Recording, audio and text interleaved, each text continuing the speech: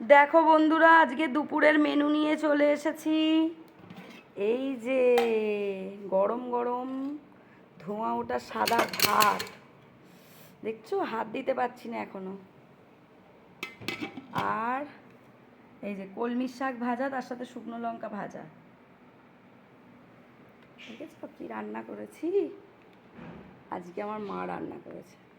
আর এই যে আমার ফেভারিট কচু দিয়ে, আলু দিয়ে, চিংড়ি মাছ দিয়ে, হ্যাঁ,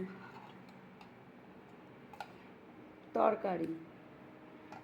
আর আজকের মেন